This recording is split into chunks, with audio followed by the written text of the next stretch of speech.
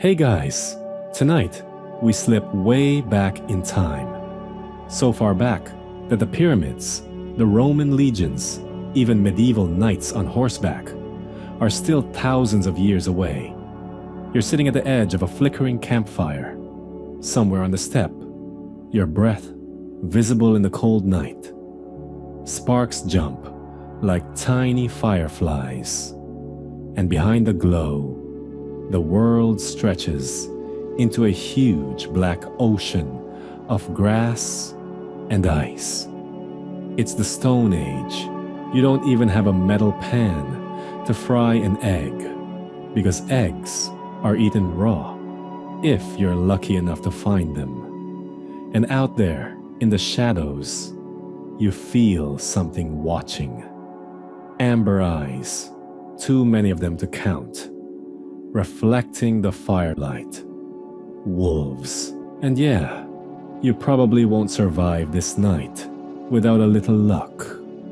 The crackle of the fire is your only shield, and the stone-tipped spear, clutched in your hand, is more for comfort than for usefulness. So, before you get comfortable, take a moment to like the video and subscribe, but only if you genuinely enjoy what I do here. And hey, tell me in the comments where you're listening from and what time it is where you are. I love seeing that. Now, dim the lights.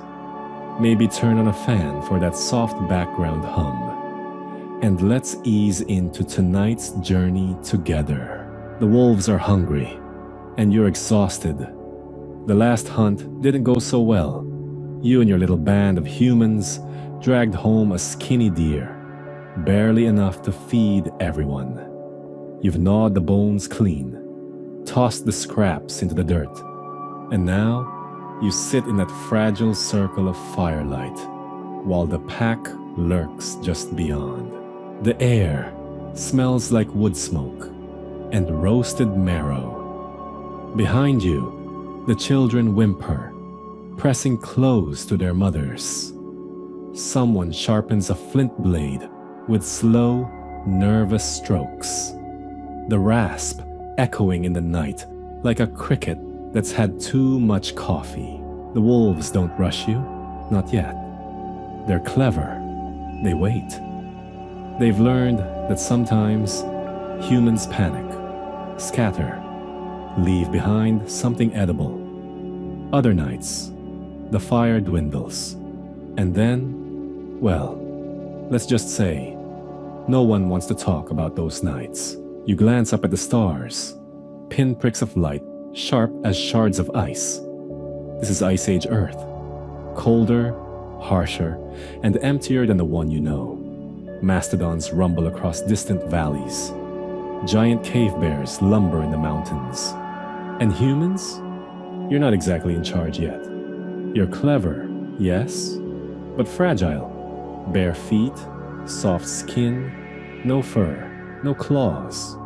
Your species survives on fire, teamwork, and sheer stubbornness. And maybe, just maybe, the hungry eyes beyond the fire. Because here's the twist. Those wolves out there aren't just rivals. They're potential allies. You don't know it yet, but these circling predators will eventually become the first true companions of humankind. Imagine the tension. You stare at them, they stare back. Their ears flick toward the crackle of the fire, their tails stiff, their breath ghosting white in the night. And though your heart beats like a drum, you notice something strange. They're not charging, they're not running, they're waiting. Maybe they're curious. Maybe they're tired of chasing prey across endless frozen plains. Or maybe they figured out that humans are messy eaters, always dropping scraps, leaving trails of bones. Free food. no hunting required. Historians still argue whether this first contact was mostly aggression or mostly curiosity. Did humans lure wolves closer with scraps? Or did wolves start trailing humans on their own, sniffing out leftovers? Nobody's sure. What is clear is that both sides began circling each other like awkward teenagers at a school dance. You with your fire and bones, them with their teeth and patience. The night grows colder. One wolf steps closer, just enough for you to catch the shape of its ribs, the hollow hunger in its belly. You grip your spear tighter, every muscle ready to spring. But instead of leaping, the wolf lowers its head and sniffs at a discarded marrow bone near the edge of the firelight. A growl rumbles in its throat, not directed at you, but at the other wolves, warning them back. You freeze. Your clan freezes. The wolf snatches the bone, clamps it in its jaws, and retreats into the darkness. The pack erupts into snapping chaos for a moment, then settles again, eyes glinting from the shadows. It's small, almost invisible, but something just shifted. For the first time, a wolf has taken food from your fire without violence. You don't relax, not fully, but you realize something. If wolves are willing to take bones, maybe they won't take children. Maybe. That thought alone lets you breathe easier under the frozen stars. Over the coming nights, the dance continues. Bones tossed a little farther, wolves edging a little closer. Your people mutter nervously, debate whether this is wise. Some want to drive the beasts away with firebrands. Others whisper that the wolves could be useful. They hear things in the dark, smell things before humans can. And if one wolf learns to accept scraps, maybe others will too. The idea that you might one day walk beside them, that's not even in your imagination yet. But still, you notice them differently now. Not just as fangs in the night, but as watchers, listeners, potential partners. One mainstream fact here.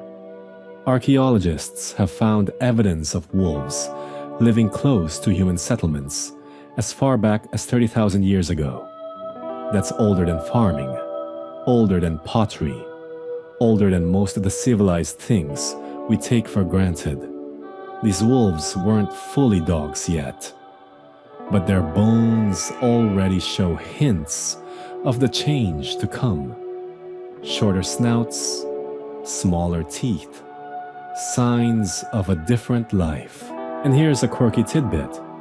Ancient humans sometimes buried wolf skulls alongside their dead, arranging them carefully as if the animal were part of the ceremony.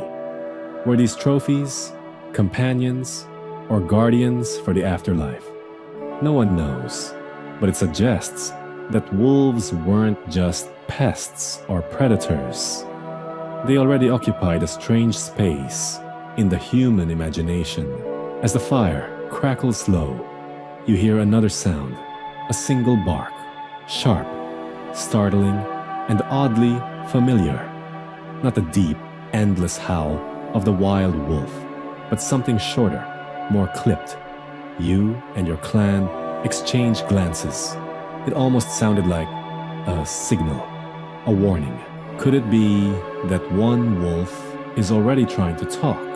Your eyes grow heavy as the stars shift above. The night will end, the fire will be stoked, and life will stumble forward into another day of hunting, gathering, and avoiding things with claws bigger than your head. But in the background, in those glowing eyes beyond the fire, a story is beginning, one that will change not just your little band of humans, but the entire course of human history. Because those wolves, once your most feared rivals, are already becoming something else, something closer. The sun rises pale and slow, a thin gold line against the frozen horizon. Your camp stirs, people stretching stiff limbs, smoke curling from dying embers. You chew a breakfast that doesn't exactly scream five-star cuisine, a mix of roots, dried meat, and whatever berries manage to survive the frost. It fills your stomach, but barely. Out beyond the ring of trampled snow and ash, you can see paw prints stamped into the earth, circling close, then fading into the open plains.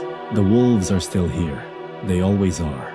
Your people argue about them over breakfast, the way modern neighbors might complain about noisy birds or trash pickup. Some insist the wolves are a curse, a shadow waiting to pounce.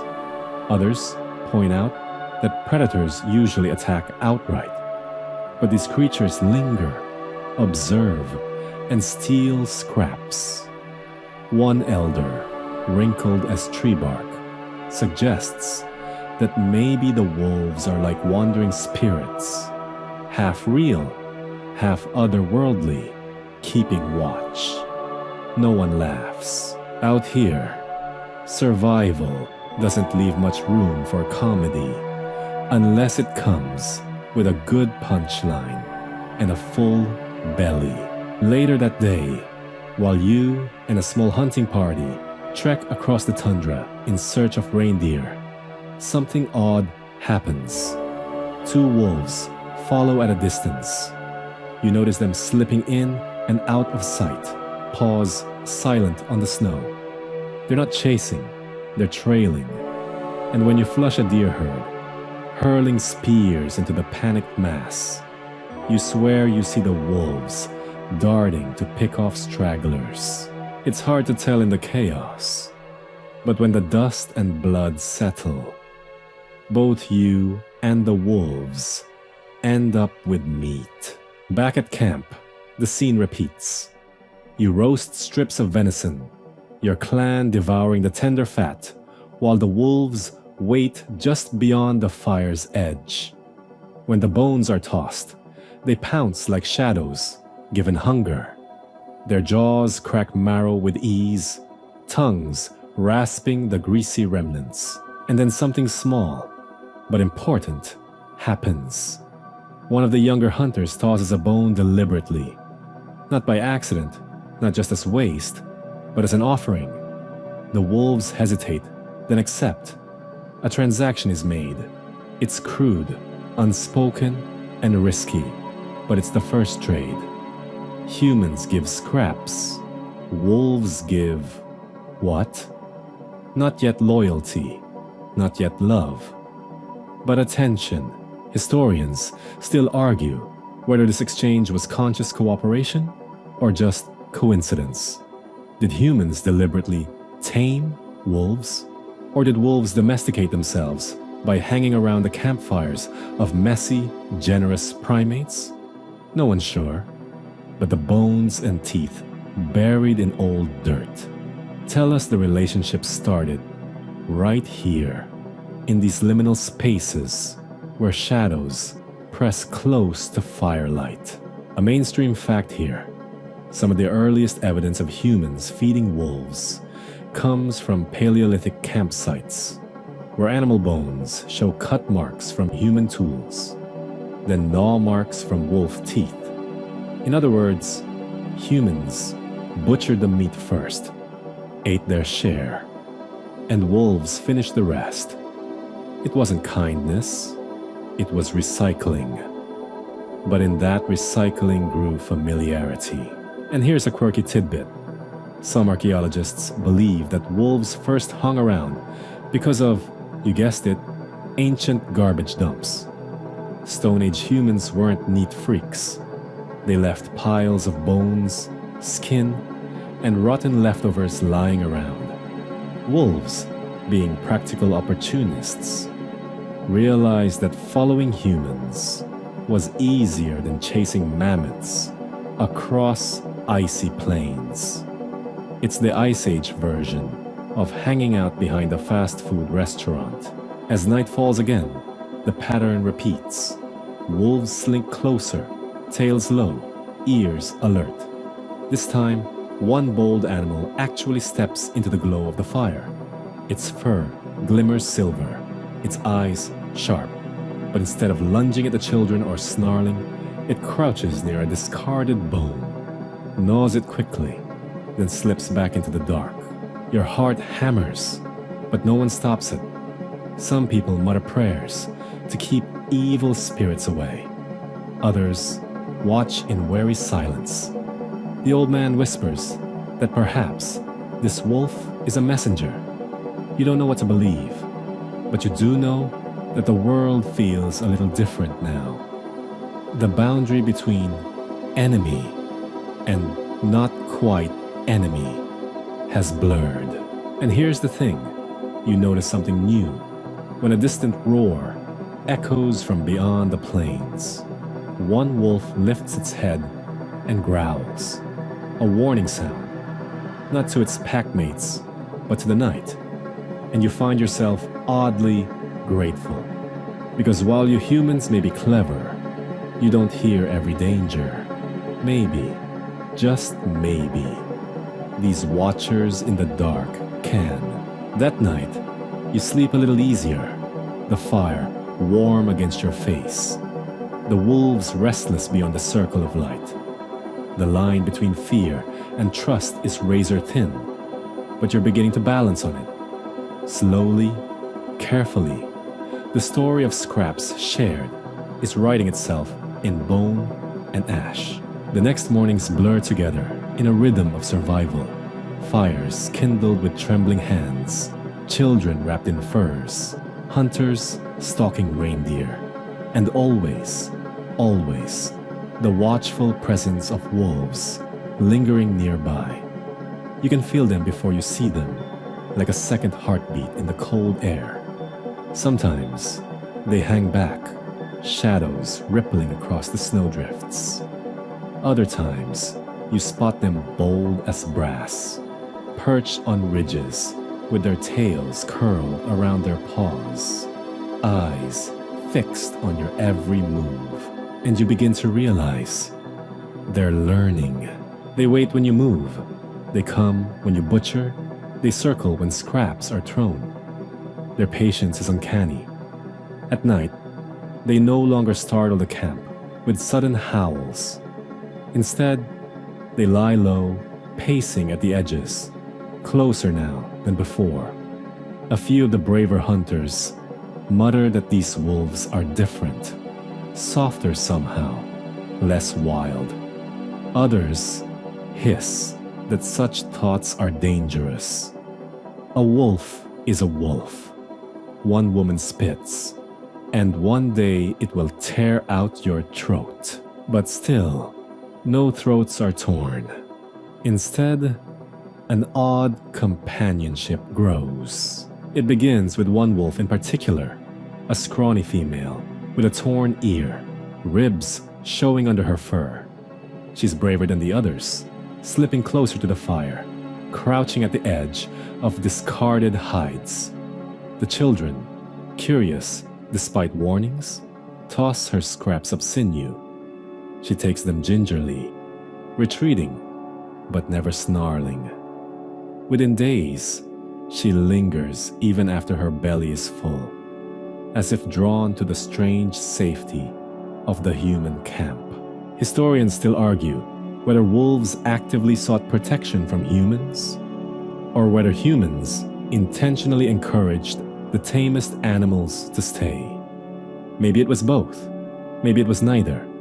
What's undeniable is that a few wolves crossed some invisible threshold. And once they crossed, everything changed. By the third moon of this uneasy truce, you notice the difference. The pack doesn't scatter as quickly when hunters shout. They're less skittish around fire. Their howls at night sound less like threats and more like conversations, low, steady, even oddly reassuring. And when a rival group of humans approaches, you swear the wolves bristle first, tails stiff, ears pricked. It's not protection, not yet, but it feels like a trial version of it. One mainstream fact: genetic evidence suggests that domestication didn't happen all at once, in one place. Instead, it likely occurred in multiple regions, at different times, as wolves across Eurasia interacted with scattered human bands. This wasn't a single event, but a slow, overlapping dance, stretching over thousands of years. And here's a quirky tidbit. In some Ice Age sites, archaeologists have found wolf bones deliberately buried beneath human dwellings, as if these half-wild companions had earned a place of honor beneath the floor. Imagine sleeping above the remains of a wolf that once watched your fires. It's both eerie and oddly touching. The bold female with a torn ear becomes a kind of nightly guest. She edges closer until, one night, she does something shocking. She curls up, just outside the firelight, and sleeps, not for minutes, but for hours. A wolf sleeping in peace near humans. The next morning, the camp is buzzing. Some see it as an omen, proof that the spirits of wilderness approve. Others want her driven away with stones. But you notice that for the first time in weeks, you slept soundly. When she stirred, lifted her head at distant noises, and growled low in her throat, you felt safe. Historians still argue whether this kind of companionship was deliberate on the wolves' part, or simply survival instinct. Did hunger trick them into tameness? Or did something deeper stir? A recognition that these two-legged fire carriers could become part of the pack. By now, you're watching them differently. Their eyes, once nothing but fearsome lanterns in the dark, start to look familiar. You see intelligence there, calculation, even something like trust. Not full trust. You'd be foolish to think so. But the first seed of it. And one night, as snow falls soft as ash, the torn-eared wolf doesn't just curl at the edge of camp. She edges closer, near the drying hides. A child stirs in sleep, murmuring nonsense, and the wolf merely flicks an ear and goes on resting. The fire pops, the stars shimmer, and for the first time, the line between us and them blurs into something new. Cautious companionship. You don't know it yet, but history just tilted. The first steps toward a bond that will last tens of thousands of years have been taken. The winter night stretches long, the fire breathing warmth into your numb fingers as you huddle closer. Around you, your clan snores in uneven rhythms, punctuated by coughs and the occasional mumble. The torn-eared wolf lies just outside the circle of warmth, nose tucked into her tail, ears twitching at every sound. Then it happens, the low, guttural growl. It's different from the hungry snarls you've come to expect. This one is sharp, urgent, alive with tension. You jerk upright, spear in hand, heart leaping into your throat. Out beyond the light, something moves. Not wolves this time, but a heavier shape, darker, deliberate. A cave lion, muscles sliding under its golden pelt, circles the camp, eyes gleaming like molten coins. Its breath huffs white against the snow. Before you can shout, the torn-eared wolf barks. Once, twice. Short, explosive sounds that slice through the night. The other wolves, scattered along the shadows, pick up the rhythm. A chorus of barks and growls erupts, every throat pouring defiance into the frozen dark. The lion pauses, tail lashing, uncertain. This isn't the silent prey it stalked. It's a wall of noise and fire. Your clan jolts awake, scrambling for spears and firebrands. The lion prowls a few more steps, but the combined fury of wolves and humans is too much. With a final snarl, it slips back into the blackness, tail fading like a banner into the snow. And then, silence. Except for the panting of wolves, the crackle of fire in your racing pulse. Something fundamental just shifted. The wolves didn't just steal scraps tonight. They warned you. They stood watch. One mainstream fact: early domesticated wolves, proto-dogs, were likely valued first not as hunting partners, but as alarms. Long before humans realized these animals could chase deer or herd sheep, they appreciated them as living security systems, alerting camps to danger with barks and growls. Here's a quirky tidbit. Bark itself may have been shaped by this partnership. Wild wolves howl and whine, but they don't bark the way dogs do. Barking, historians suggest, was exaggerated and reinforced by human environments, where sharp, repetitive noise was useful. In other words, dogs may have invented barking because humans kept rewarding it with survival. The next morning, you see your people treating the wolves differently, not yet with affection, don't get ahead of yourself, but with something like respect. The torn-eared female gets a chunk of fat tossed her way, not as waste, but as payment. The children whisper that she saved them. Even the skeptics mutter that perhaps, just perhaps, these beasts are more than mouths to feed.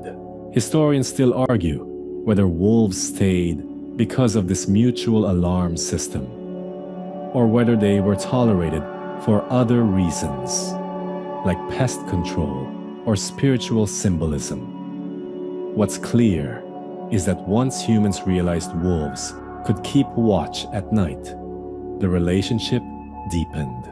Over the next weeks, the pattern grows.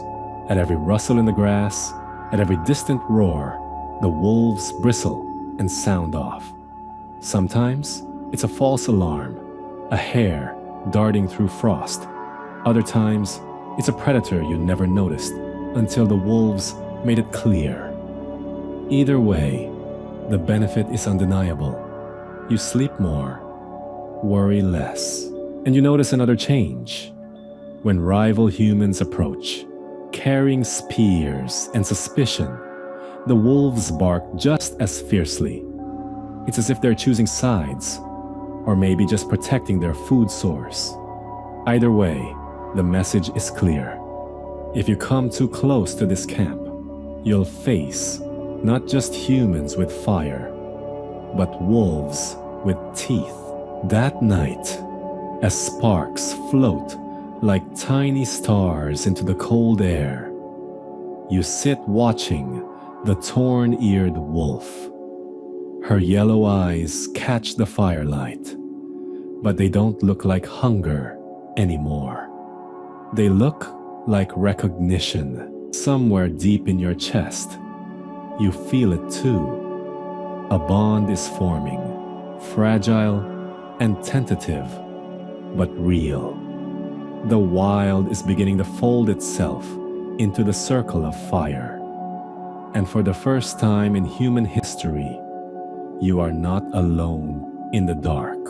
The snow is thinner now, the air just a shade warmer, as if the earth itself has decided to loosen its icy grip for a moment. You and your clan rise early, stretching sore muscles, preparing for the hunt. Spears are sharpened, sinew bindings checked, and bundles of dried meat strapped across shoulders. But this time, when you step beyond the camp, you're not alone. The wolves follow, not all of them. Most still linger on the edges, wary, unsure. But 2 or 3 trot after your hunting party, tails stiff, ears swiveling like living radar dishes. At first, you try to chase them off, throwing stones, waving arms. They retreat a few paces, then circle back, persistent as shadows. It's like they've decided they belong with you, whether you agree or not. Hours pass, snow crunching underfoot, lungs burning with the cold air. Finally, you spot them, a herd of reindeer, moving in a slow, stubborn cluster. You and your hunters spread wide, hearts pounding, the dance of survival beginning again. But this time, the wolves move too. They arc around the herd, slipping low and silent, driving the animals toward your waiting spears. It's not coordinated, not planned, but it feels deliberate. When a young buck breaks free, the wolves snap at its heels, forcing it back into the group. When the herd panics and scatters, the wolves give chase, their movements startling the deer into the path of your hunters. It works. By the end, you're standing over a kill, breath steaming, blood spattering the snow. The wolves hover, panting, eyes bright with hunger. For a heartbeat, the old fear grips you. What if they turn on you now?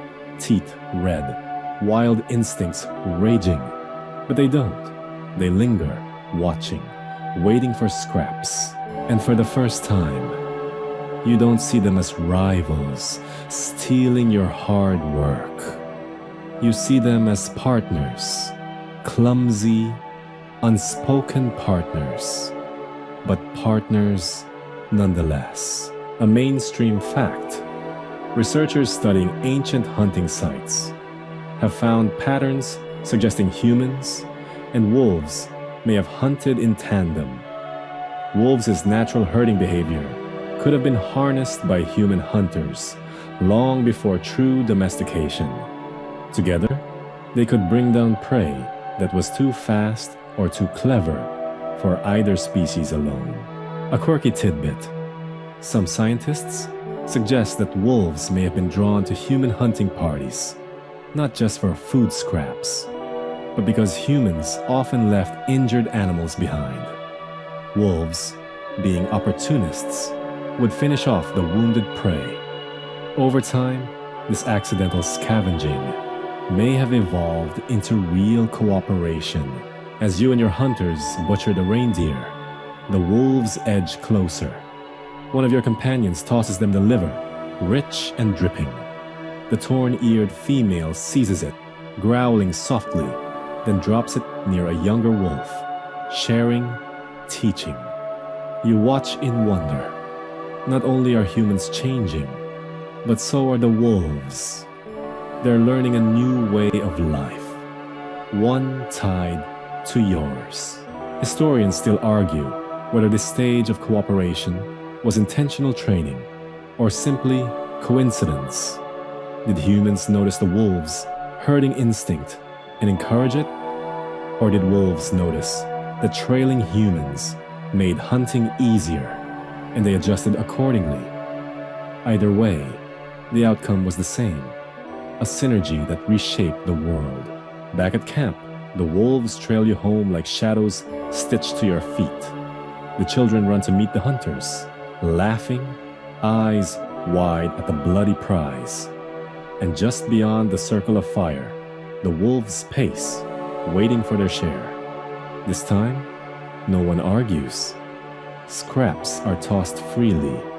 The partnership has been sealed, not with words, but with blood and bone.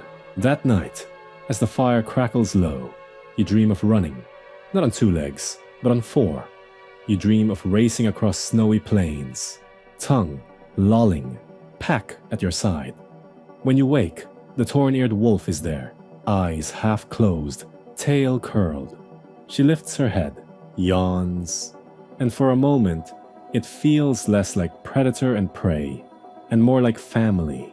The hunt has changed everything. From this day on, wolves are no longer just watchers at the fire. They're partners in the chase. And step by step, howl by howl, they're slipping into your world for good. The reindeer hunt lingers in everyone's memory, retold in whispers around the fire. The story grows each time it's told. Some say the wolves deliberately herded the animals. Others claim they warned you when the herd shifted. Whatever the truth, one thing is undeniable. The wolves aren't just shadows anymore. They've stepped into your daily life, closer with every sunrise. And now, something happens that shifts the relationship even further. It begins when hunters return from a long trek, carrying more than meat and hides. In their arms are 2 small bundles, wriggling, whining, wolf pups. Their fur is thick and soft, their eyes a milky blue-gray, not yet sharpened by the world. They nip with needle teeth, squirming, squeaking. Tiny predators that look more like toys than threats. The camp gathers to marvel.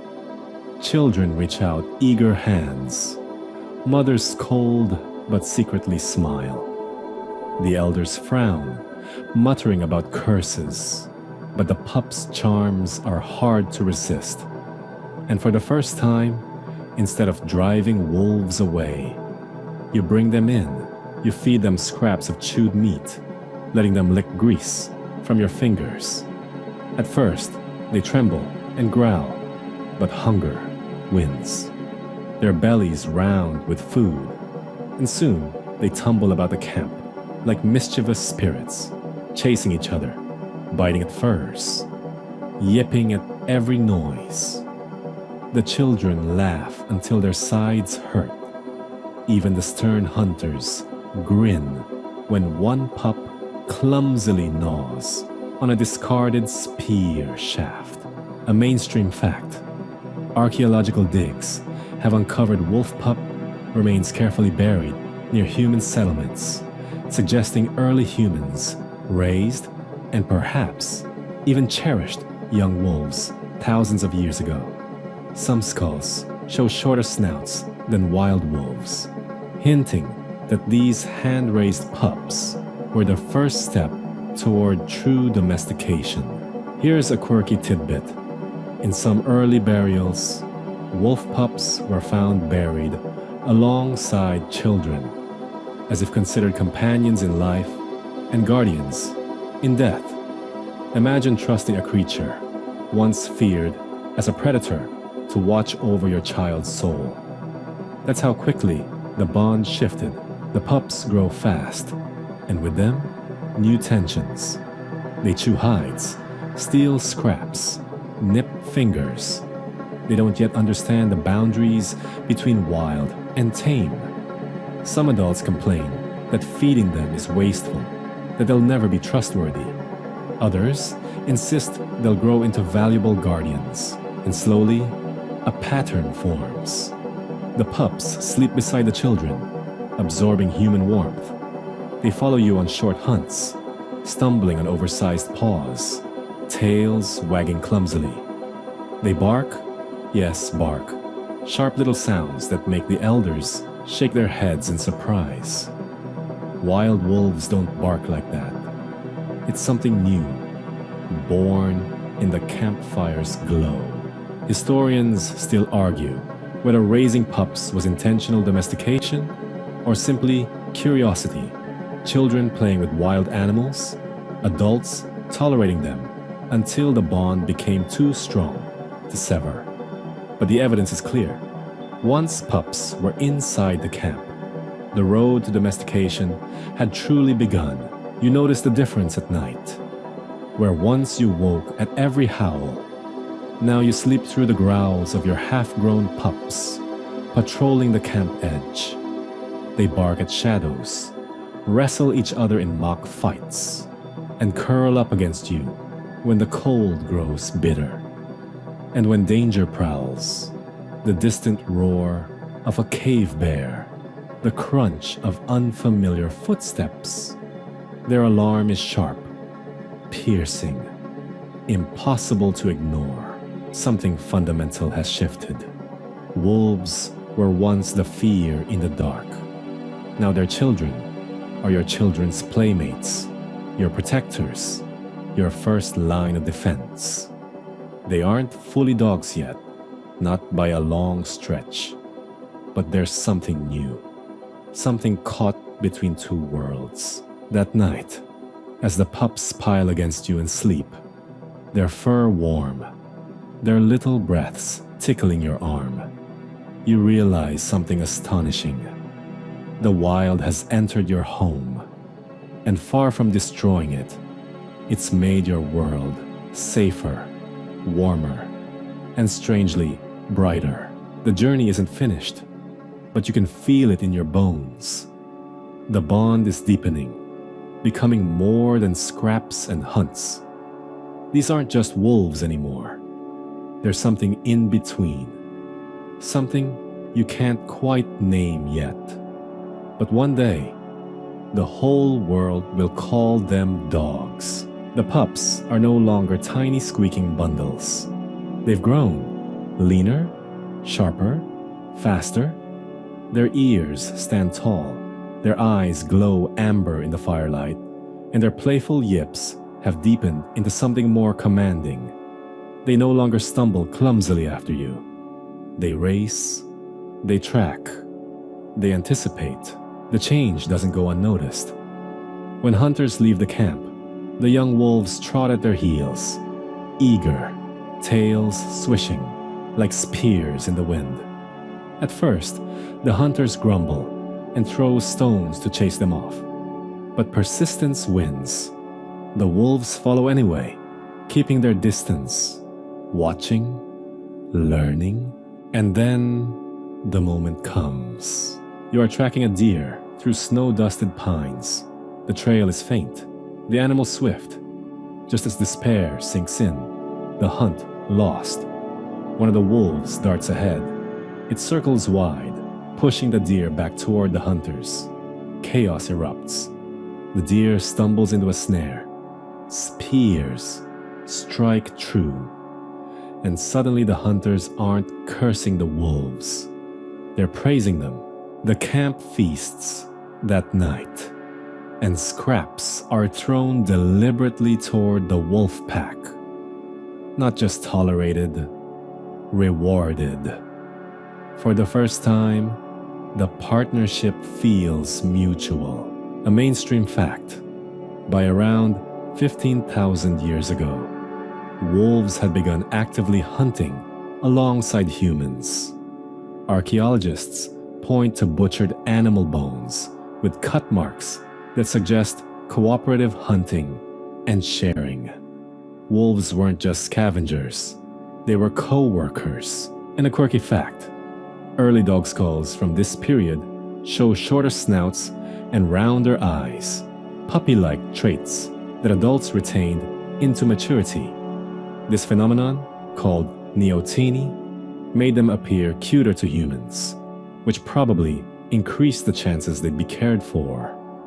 Basically, ancient wolves hacked the system of human affection by evolving to look forever young. But not everyone in camp is convinced. Some argue the wolves take too much meat, that their growls are dangerous, that they'll turn on children if hunger strikes. And truth be told, sometimes they do. A bone snatched from a child, A warning snap, a flash of teeth. It keeps everyone wary. This is where the debates begin. Even today, did humans consciously shape wolves into dogs? Or did wolves shape themselves, taking advantage of human generosity? Scholars argue both sides. Maybe it was a little of both. Humans gaining help with hunting, wolves gaining steady food and protection. A slow, quiet contract written in scraps of meat and wagging tails. And you notice something more subtle. Trust growing. The wolves begin to sleep closer to campfires, not just on the edges. Their noses twitch at every scent, ears flick at every sound. They rise to growl at the night before you even stir. The wild is still out there. Bears, lions, rival humans. But now the dark feels a little less dangerous. Children gave them names. Not grand names, not yet. Just sounds, whistles, calls that the wolves respond to. And astonishingly, they do respond. A certain whistle brings them running. A sharp call stops them mid-chase. Communication is no longer just barks and growls. It's becoming a language. One winter, a child falls into a frozen river. Panic erupts. Adults scramble, but one wolf leaps in without hesitation, teeth catching the child's furs, dragging them towards safety. The child survives. After that, no one dares question whether wolves belong in the camp. They've proved themselves not just useful, but loyal. By the time the thaw comes, you realize you've stopped calling them wolves at all. They're not fully wild, not fully tame, but something new, something becoming. Companions, partners, a second set of eyes and ears in the wilderness. At night, as you sit by the fire, you watch them doze, their paws twitching in dreams. You wonder if they dream of the hunt or of you. Either way, one truth has become clear. You're no longer just human. You're human with dogs. And that changes everything. The seasons turn, and what once seemed miraculous, wolves at the edge of your fire, has become ordinary. They are not just animals anymore, not just passing shadows that share scraps. They are with you. When you walk, they walk. When you stop, they stop. When you look into the forest, their ears prick in the same direction. You have gained allies who sense the world in ways you never could. It starts small, a low growl in the dark, moments before an enemy raid, a bark that alerts the camp to a creeping bear. At first, it feels like luck, as if fate has blessed you with keen-eyed sentinels. But soon, it becomes obvious. The wolves are the first guardians. One night, the proof is undeniable. A rival band sneaks into your camp under the cloak of moonless black. They move quietly with sharpened spears and silent intent. You, half asleep, would never have heard them. But the dogs? Yes, dogs now, for they are no longer wolves. Leap up, snarling, barking, tearing through the stillness. Their alarm wakes the camp in time to rally, to defend, to survive. From that night onward, the pack is no longer just tolerated. They are honored. Meat is deliberately set aside for them. The youngest children are told, feed them well, and they will feed you safety. The bond deepens. A mainstream fact, archaeological digs at sites like Bonn Oberkassel in Germany, dated to around 14,000 years ago, reveal dogs buried alongside humans, sometimes with clear signs of care in life. One famous case is a dog that suffered from severe illness but lived for weeks, even months, only because humans fed and tended it. This shows that the relationship wasn't just practical, it had become emotional. A quirky fact: in some burials, puppies were given grave goods, just like people: beads, bones, even tools. Imagine that. Someone thought their pup deserved jewelry in the afterlife. Humanity's first spoiled pets. But not everyone is sentimental. Some elders grumble that food is too scarce to waste on animals. And even now, danger lingers. These dogs are not lap-sized fluff balls. They are half-wild hunters with jaws that can crush bone. A flash of hunger, a fight over scraps, and their loyalty can feel thin as smoke. The debate rages. Are they partners or parasites? Yet you see something others miss. The pups that grow up near humans act differently. They're calmer, less fearful, more tuned to the rhythms of firelight and laughter. They don't bolt at every shout. They wait for cues, watch your hands, read your eyes. You realize these are not just wolves tamed by chance. This is the slow birth of something new. The transformation accelerates in the hunt. Once, your people fanned out in silence, tracking prey with patience and whispers. Now, with dogs at your side, the hunt becomes a dance of roles. Some dogs flush deer from hiding, others harry them into traps. A single hunter with 3 dogs can do the work of many. And with protection comes sleep. For the first time in memory, you rest deeply, not the half sleep of survival, ears straining for danger, but the heavy, healing sleep of someone who knows another is watching the dark. Dogs take shifts without knowing the word. They listen, they guard, they alert. They give you the most precious gift of all: peace of mind. There's a moment burned into your memory. A child learning to walk, stumbling across the camp. A dog walks beside them, steady as a shadow, nudging them upright when they fall. The adults watch, not with fear, but with a strange tenderness. The dogs are not just tools now. They are family. Still, questions remain, even for modern scholars. Did humans choose the tamest wolves, shaping them generation after generation into dogs? Or did wolves choose humans, slowly evolving themselves to fit the niche of companion? The debate runs like a bone tossed between camps. But from where you sit, staring at your furry partner across the fire, the answer feels simple. You chose each other, and so the line blurs.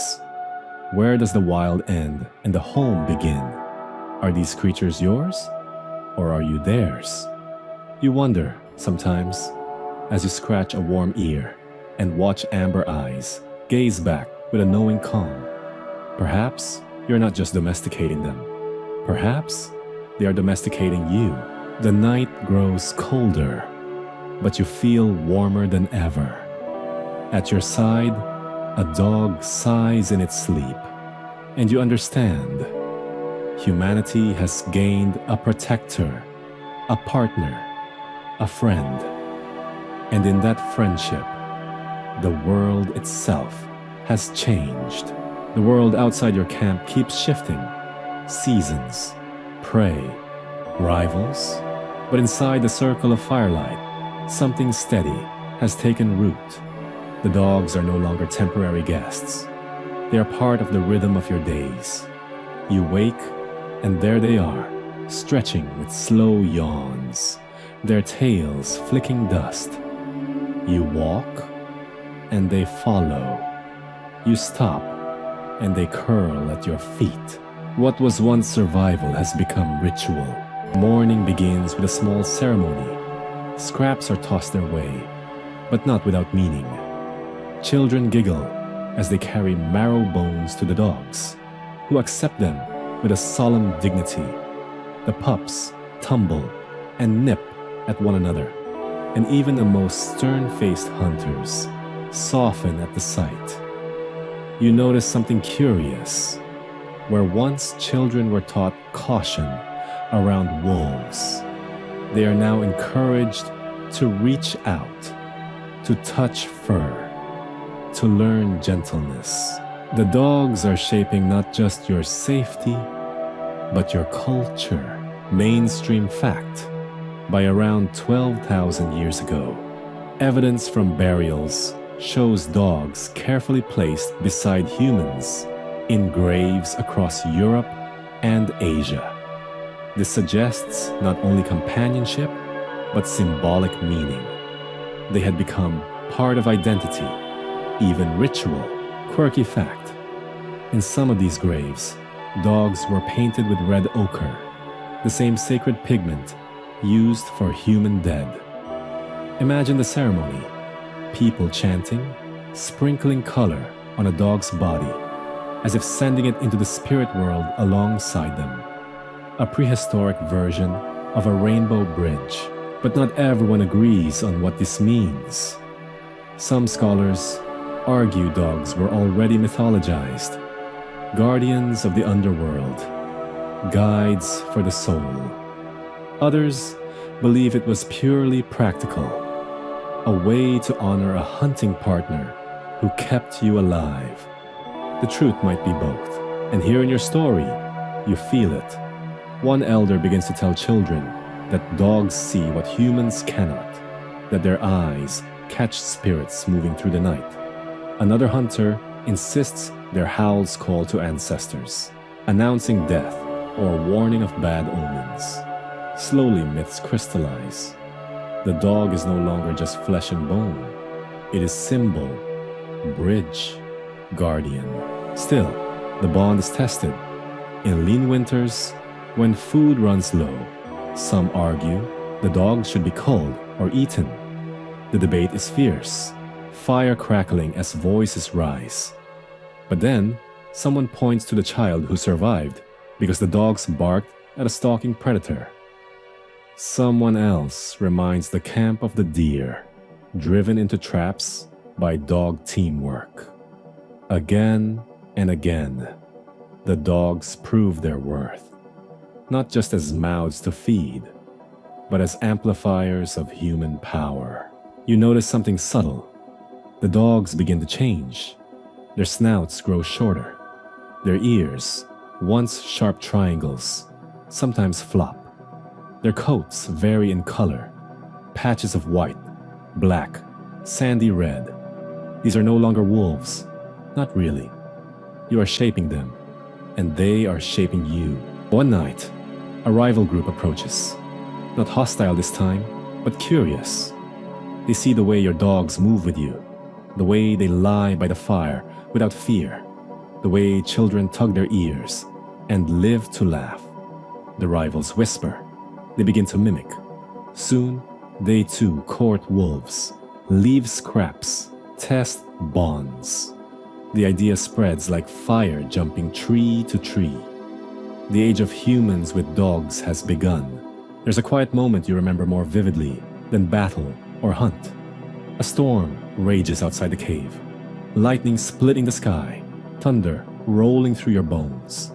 Everyone huddles close, restless, afraid. Then one dog curls against your side, warm, steady, its heartbeat a slow drum. The fear loosens in your chest. Around you, others lean against dogs, seeking warmth and calm. A thought steals over you. We are not alone anymore. And you know, it will never be the same. The dog is now woven into the story of humanity. It is guardian, hunter, partner, myth. The first domesticated animal. The first chosen family outside your own blood. And as the firelight flickers, You realize this is not just the birth of companionship, it is the beginning of civilization itself, carried forward on 4 legs and a wagging tail. The snow has melted, the rivers swell, and life feels abundant again. With spring comes not just prey on the move, but also something stranger. Other people. Your group is not the only one with dogs anymore. The hunters from across the valley arrive with their own companions. Lean, sharp-eyed creatures that look a little different from yours. Their coats are sleeker, their movements twitchy, as if the wild still clings to them. You can't help but compare. Are our dogs better, smarter, friendlier? A quiet competition begins before a word is spoken. Soon turns into a spectacle. Both groups gather in a clearing. First, a test of hunting skill. Deer driven into a narrow path. Dogs chasing. People waiting with spears. Your dogs leap ahead with a confidence born of practice, while theirs circle wide, snapping and howling with raw power. The kill is messy, but effective. Cheers rise from both camps. Then comes a test of vigilance. Each group places a sleeping child in the grass, protected only by the watch of their dogs. Hours pass. A stranger approaches each camp, creeping, testing. Your dog erupts in furious barking before the intruder comes close. The rival's dog lunges outright, teeth flashing, nearly taking a bite from the thief. Both sides laugh, then nod in respect. Mainstream fact. Archaeologists believe dog-assisted hunting was already common by the Mesolithic period, when people organized communal drives of game. Trained dogs made hunts more efficient, reducing risk for humans. Quirky fact: traces of ancient dog paw prints have been found pressed into clay alongside children's footprints. It's the prehistoric version of kids and puppies playing in mud, their prints fossilized side by side for thousands of years. And then, debate. Around the fire that night, the groups argue. Which kind of dog is better?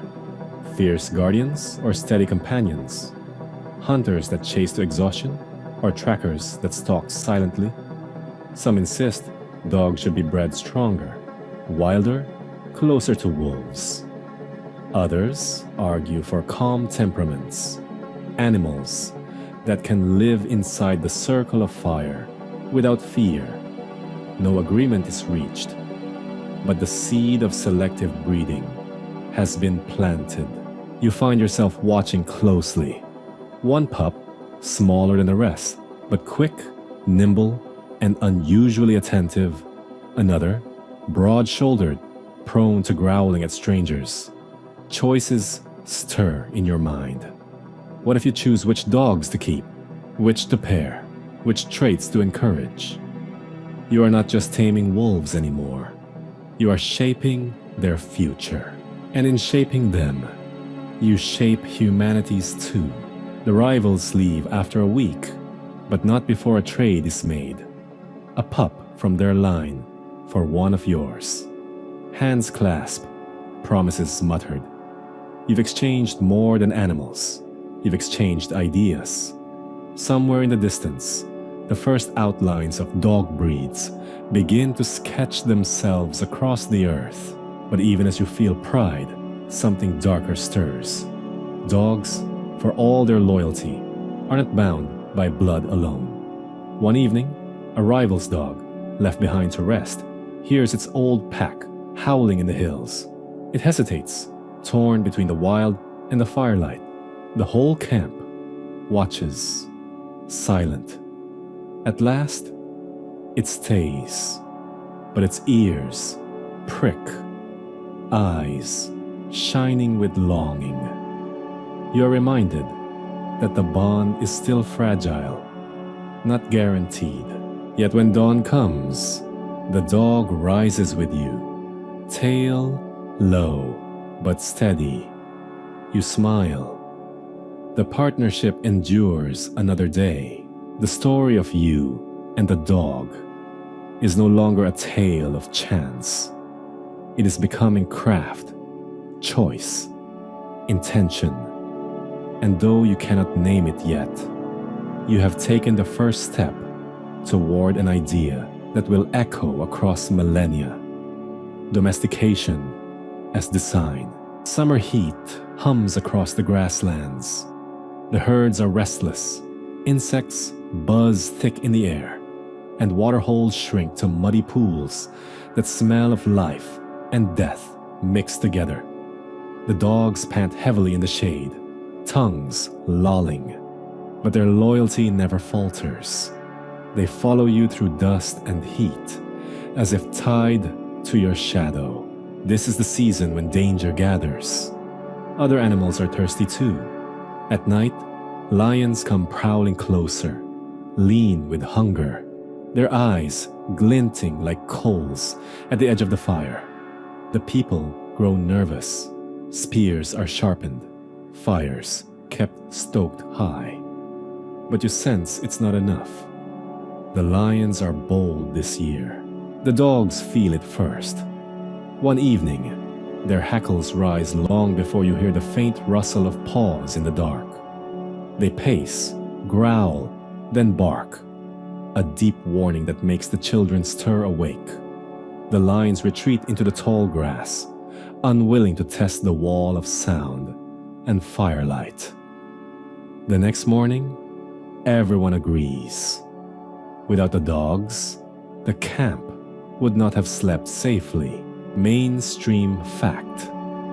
Scientists believe that one of the earliest roles of domesticated dogs was as guardians, alerting human groups to predators or intruders. Their keen hearing and smell gave people an advantage at night, when humans are most vulnerable. Quirky fact. Some archaeological sites show dogs buried near or even within human camps, often curled beside hearths. Imagine waking up thousands of years later to discover that your prehistoric ancestors literally wanted their dogs by the fire forever. But not all dangers come from predators.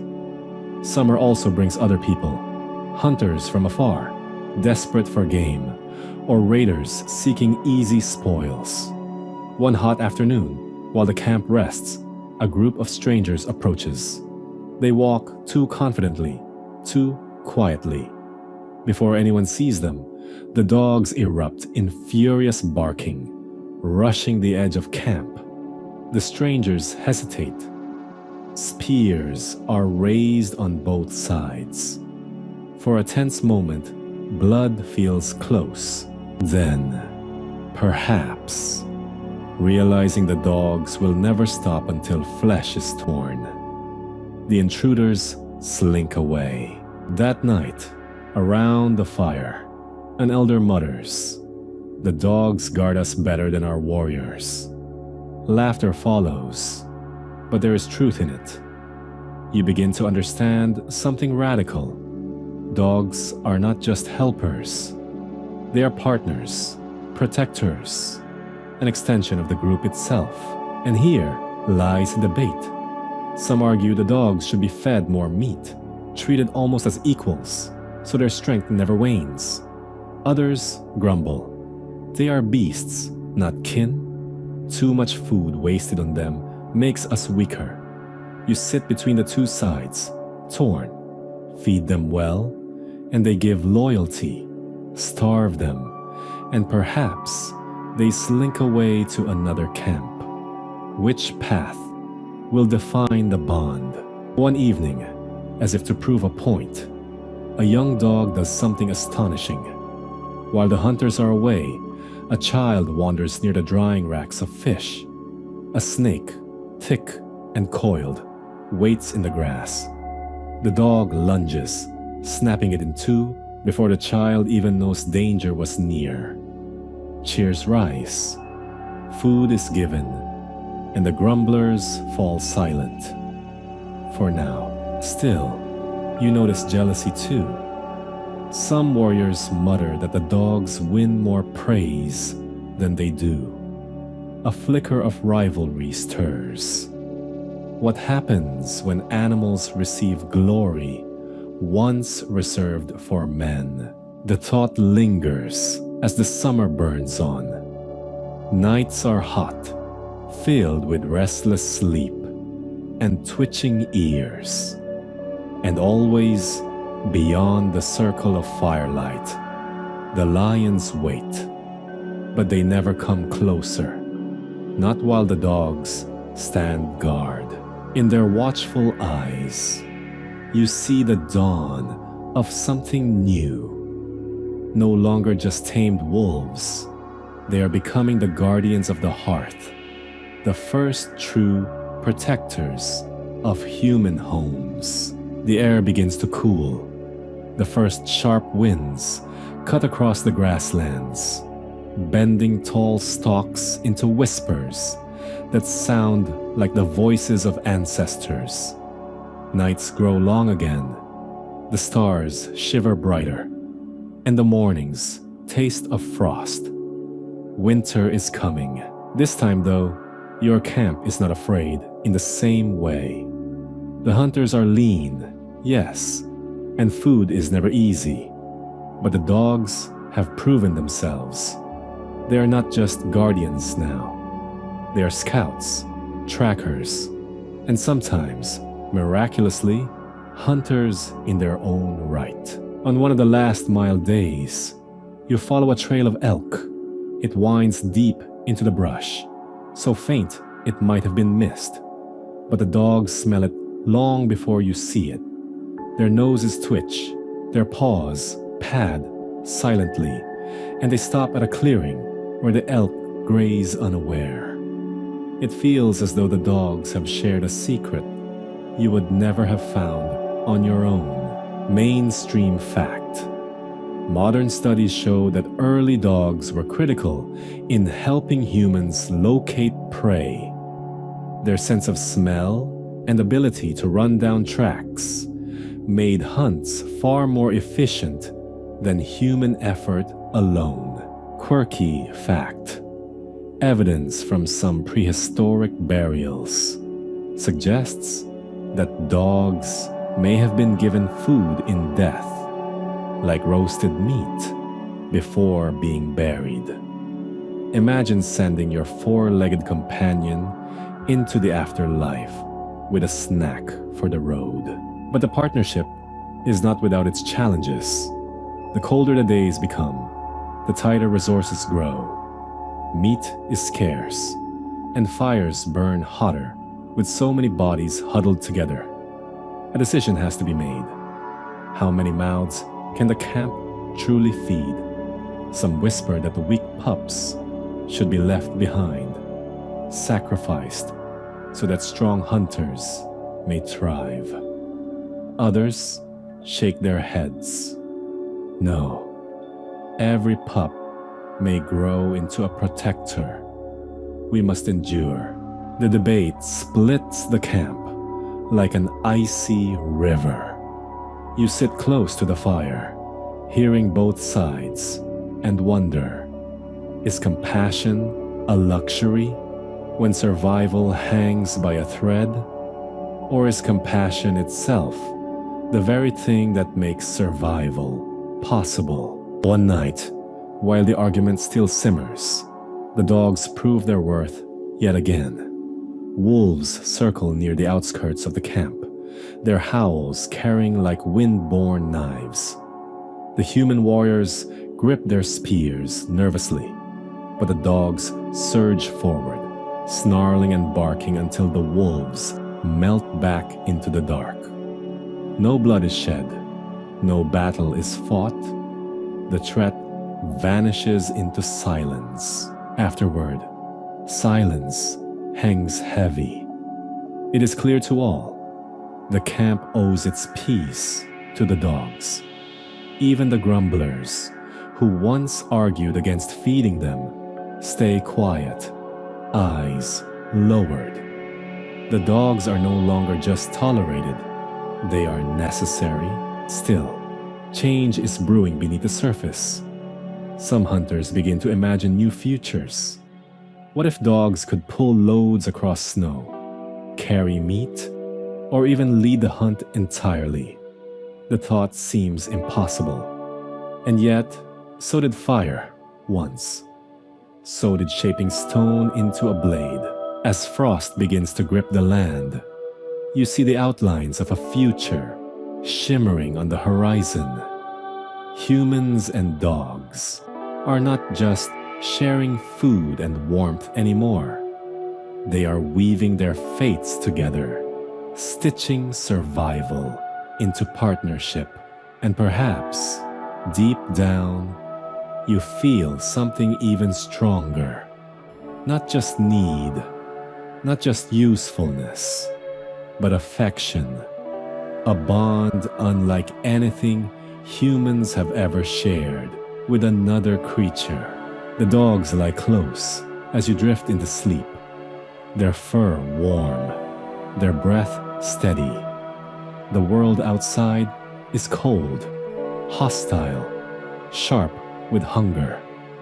But inside the ring of fire and fur, there is safety, and for the first time, maybe even love.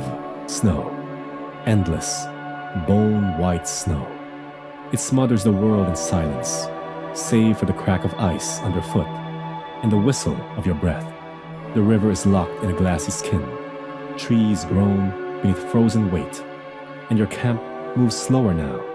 Measured steps, careful fires, bundled hides pulled tight around shoulders. The dogs move differently too. Their coats have thickened, their paws crunch softly, and their eyes glitter like lamps in the cold. You watch them nose along the snow crust, tails whipping, finding paths and scents you cannot see. One morning, before dawn, you wake to find hunters lashing together long sleds of wood and hide. They loop rawhide cords, smooth runners with stone scrapers, and glance at the dogs with an expression that's half curiosity, half hope. It is a bold idea, not just companions, not just hunters, but pullers, workers, beasts of burden in the storm. Mainstream fact. The first evidence of dog traction, sled pulling, dates back at least 9,000 years in Siberia. Archaeologists have found dog remains with bone wear that matches the strain of pulling harnesses. Quirky fact. Early sled dogs were sometimes buried with tiny sled-shaped carvings, as if their role in the afterlife would continue, forever hauling spirits across frozen plains. The first attempt is chaos. Dogs twist in their harnesses, snap the cords, and leap away in confusion. Hunters curse and tumble in the snow.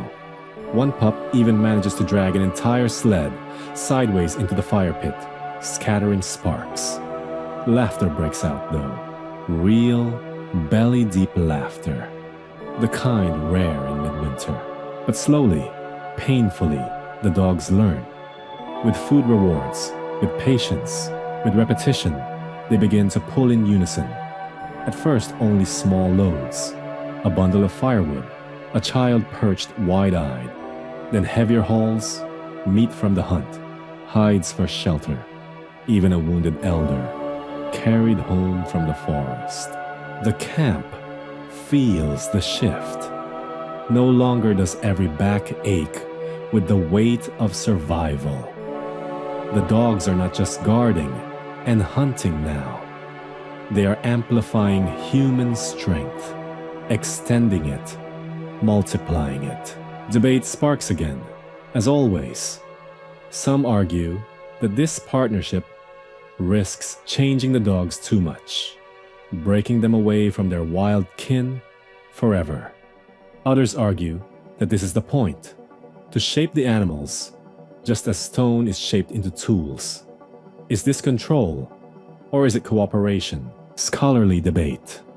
Some anthropologists argue early dogs were intentionally bred for strength, stamina, and docility, a deliberate, human-driven selection. Others suggest it was more mutual.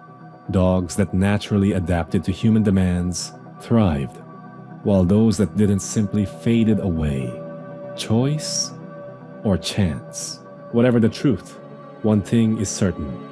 Wolves still stalk the edges of the firelight. One night, a great gray beast prowls too close. Its eyes gleam. Its breath clouds the dark. But the camp dogs, tethered to their sleds, surge forward together, snarling in a line. Their unity startles the wolf.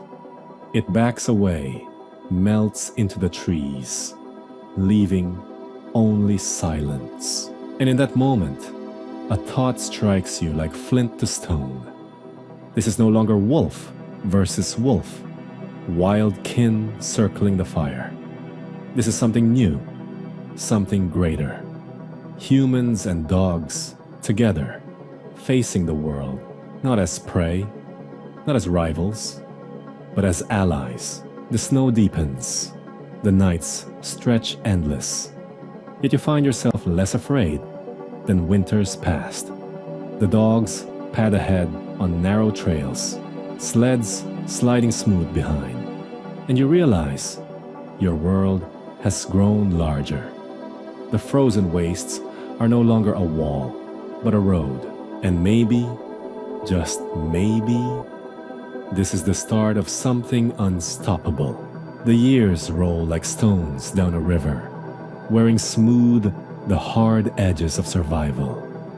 Snow thaws, ice gives way to mud, and grass creeps green again across the plains.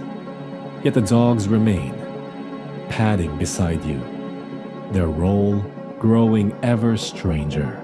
No longer just hunters, no longer just haulers. They begin to carry a new meaning. Status, symbol. It starts quietly, almost invisibly.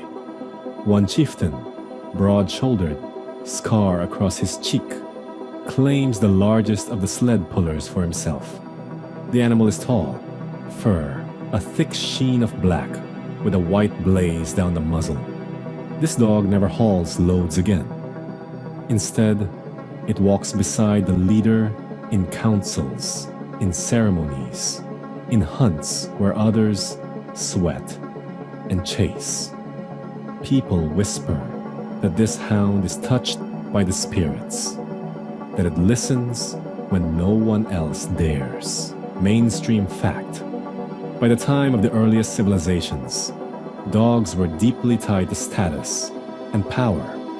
Egyptian pharaohs kept greyhounds and salukis, while Mesopotamian kings boasted of their mastiff-like war dogs, carved into stone reliefs. Dogs became royal companions as much as working partners. Quirky fact. In ancient Persia, noble dogs were sometimes dressed in jeweled collars, fed honey cakes, and granted their own attendance. One tale insists a Persian hound had its own burial mound, larger than that of most warriors. The shift is subtle, but profound. Dogs are no longer just tools of survival. They are prestige. To own the fastest coursing hound, the fiercest guardian, the most obedient companion, is to prove your worth. Leaders gift prized pups to cement alliances. Warriors trade dogs across mountain passes. Bloodlines begin to matter, not just among humans, but among canines too.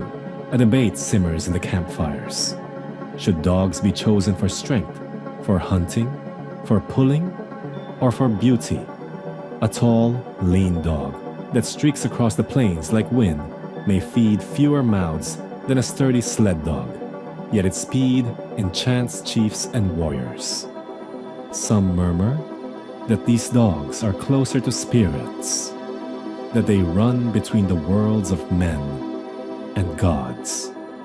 Others roll their eyes and ask, can spirits drag firewood? Scholarly debate. Did early elite dogs represent the first steps toward breeding for traits? Or were they still essentially practical animals, elevated for show? Archaeologists argue over whether the sleek, coursing dogs depicted in Egyptian tombs were truly distinct breeds or just artistic exaggerations. You watch as the camp leader parades his black hound during a gathering. Children reach out to touch its fur. Women scatter seeds in blessing. Warriors bow their heads as if to a fellow chief. The hound sits calmly, gaze steady, as though it knows its place is no longer merely at the heel. It is at the throne, and yet, not all is ceremony. These royal hounds prove their worth in blood, as well as show. On the hunt, they outpace deer, bring quarry down with elegance that makes the crowd gasp. In defense, they stand firm at their master's side, jaws snapping, holding back threats, both human and beast. Power radiates from them, not just muscle, but meaning. At night, under the stars, you wonder at it all. Once, dogs circled your fire as scavengers. Then they hunted, pulled, guarded. Now they wear collars of carved bone and copper. They walk beside chiefs as symbols of rule. What next? Perhaps it no longer matters whether dogs are companions, workers, or symbols. Perhaps they are all three. Perhaps, in truth, humans and dogs are climbing the ladder of power together, rung by rung, never apart. And somewhere in the dark, wolves still howl. Their voices echo like memory, like a warning. Never forget where these hounds began. The fire crackles low, shadows licking against your tent walls. Outside, the dogs stir, restless, uneasy, sensing something heavier than a hunt. Tonight is not about deer or elk or hares. Tonight is about men, and the fact that men have learned to fight men. And the dogs will not be left behind. At first, war is crude. Clubs, spears, screaming charges at dawn. But then, someone notices. A dog lunges first, breaking the enemy's nerve before a blade is ever raised. A lunging hound can throw a warrior to the dirt, jaws snapping at his throat, giving precious seconds for the master's spear to land true. In war, moments mean survival. And so, the dog steps onto the battlefield. Mainstream fact. The earliest records of dogs in warfare date back to the Mesopotamians, Egyptians, and later the Persians and Greeks. Mastiff-like dogs were trained to charge enemies, break lines, and guard camps. By the time of the Roman legions, dogs were outfitted with armor, collars bristling with spikes, even small blades. Quirky fact: in the Roman world, some war dogs were reportedly given their own ranks and pay. There are even tales of them being issued rations of meat and bread, sometimes better than what the common soldier received. Imagine being a farmer's son, eating thin porridge, while the general's mastiff gnawed roast beef. The battlefield changes with them. Enemy warriors hesitate when they see the low-slung shapes pacing between the shields. The snarls carry across the field, carried on the wind, like a warning.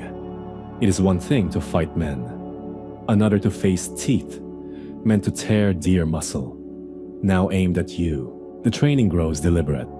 Puppies are raised not just to guard the hearth or haul a sled, but to know the smell of blood, the rhythm of a march. They learn to charge in formation, to break the enemy's horses, to defend their wounded masters until the very end. Warriors stitch collars of bronze, studded with spikes, so the dogs can't be seized or strangled. A debate ripples through the tribes. Some argue that dogs of war are dishonorable, that true warriors should face each other without beasts. Others laugh. What honor is there in leaving a weapon at home? Do not the gods themselves use lions, serpents, hawks as their symbols? If men are allowed swords, why not dogs? Scholarly debate. Historians still wrestle with the question: were war dogs true frontline soldiers, or more psychological weapons meant to terrify and disrupt? Some evidence, like Assyrian reliefs and Roman writings, suggests disciplined canine units. Others argue the chaos of ancient battlefields made precision nearly impossible. Perhaps their greatest role was not the kill itself, but the fear of being killed. And fear is powerful. Picture a line of armored mastiffs charging, teeth flashing, muscles rippling beneath bronze plates. Horses rear, riders scream, formations scatter. By the time the dust clears, the enemy line is already broken. Victory begins not with steel, but with fur. Yet even in war, the bond remains. Warriors speak to their dogs before battle, promising food, water, a return to the hearth.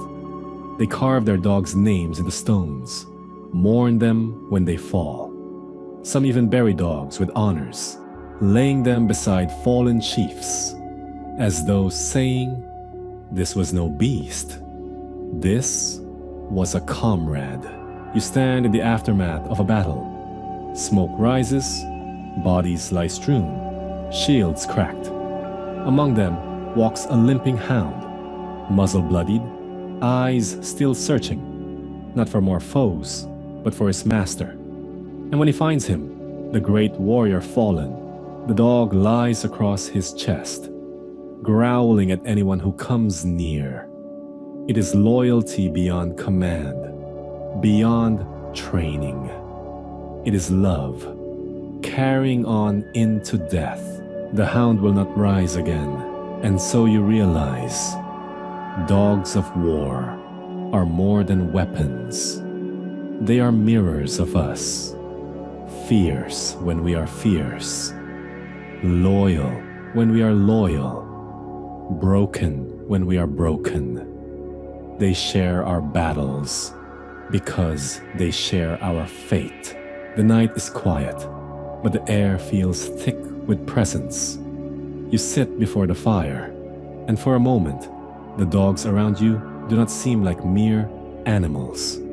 Their eyes glow in the shadows, not with firelight alone, but with something older, something half divine. For millennia, people have looked at dogs and seen not just fur and teeth, but messengers, guardians, guides between the worlds, from hearth to battlefield. Dogs have walked beside humanity, but in faith and myth, they take on new forms, not just companions, but sacred beings. Mainstream fact: across civilizations, dogs appear in religion and afterlife stories. In ancient Egypt, Anubis, the jackal-headed god, presided over mummification and guarded the passage of souls. In Zoroastrian tradition, dogs were holy creatures, protectors of the home, and even participants in funerary rites. In ancient Greece, Cerberus, the multi-headed hound, stood at the gates of Hades. Everywhere you turn in early mythologies, there are dogs. Quirky fact: some Zoroastrian funerals included the sagdid, the glance of the dog. A dog was brought to look at the corpse because its sacred gaze was believed to drive away evil spirits lurking around the dead. Imagine being a solemn priest, chanting prayers, then bringing in a slightly confused hound who sniffs, yawns, and, according to cosmic law, banishes demons. Picture ancient Egypt. Priests whisper prayers as jackals cry in the desert. The people believe Anubis guides souls safely through the perilous journey beyond death. The presence of dogs, half-wild scavengers haunting the edges of villages, feels like a sign that the world of the living and the world of the dead are never far apart. To walk at night and hear a dog howl. It was not just eerie, it was a message. In Greece, it was no different. Cerberus wasn't just a monster, he was a divine bouncer, ensuring no soul escaped the underworld. And in the Odyssey, when Odysseus finally returns home, it is not a god or goddess who first recognizes him, but his faithful old dog, Argos, waiting 20 years just for one last look at his master. Even Homer knew there is something sacred in that bond. Further west, the Celts believed dogs were tied to healing and prophecy. Archaeologists have found dog burials at healing shrines, suggesting people offered them to the gods in exchange for recovery. The Romans too absorbed this idea. They associated dogs with Asclepius, the god of medicine. Even today, a curled-up dog often appears at the feet of saints in medieval art, not as ornament, but as a symbol of loyalty, protection, and divine guardianship. Scholarly debate. Did these myths grow from simple observation, dogs guarding homes, warning of danger, licking wounds? Or did the myths shape how people treated dogs in everyday life? Some argue faith elevated the dog into sacred status. Others claim dogs earned their place in myth by the sheer persistence of their bond with us. Perhaps both are true. Reality and imagination feeding each other until it was impossible to say where belief ended and companionship began. Now imagine sitting with your people around a funeral pyre. The priests chant, the air smells of smoke and resin. A dog lies near the body, refusing to leave, even as flames crackle. To the mourners, this is not mere grief. It is a sign the soul will not walk into the unknown alone. The dog will go too, padding silently at their side across the great dark plain, all the way to whatever lies beyond. Even in the present, fragments of these beliefs remain. We still say, dogs know when death is near. We still tell stories of ghostly hounds, black dogs who roam crossroads, graveyards, moors. Not quite earthly, not quite divine, but never fully absent. The fire pops, pulling you back. A dog rests its head on your knee, eyes half closed, breathing slow. You realize why our ancestors painted them into myths and carved them into tombs. Because when a dog looks at you, it's impossible not to feel that you are seen. Truly seen. Perhaps even judged. Perhaps even blessed. And maybe, just maybe, that sacred gaze still carries more power than we understand. The fire is warm, the night calm, and the hounds around you snore in their sleep. But imagine this, the quiet world of your ancestors, where a dog was just a dog, tall or small, shaggy or smooth, but no one was flipping through pedigrees. No one's saying, "Ah, yes, this one is a dachshund, bred for badger hunting." That world is about to vanish, because somewhere between the late Middle Ages and the modern era, humans go all in on shaping dogs into every possible form. Hunting, guarding, herding, rat catching, lap warming. Suddenly, each task demanded its own custom-made canine. The result, an explosion of breeds, more diverse than ever before. Mainstream fact. Most of the distinct breeds we recognize today, bulldogs, greyhounds, spaniels, terriers, mastiffs, were deliberately refined between the 16th and 19th centuries.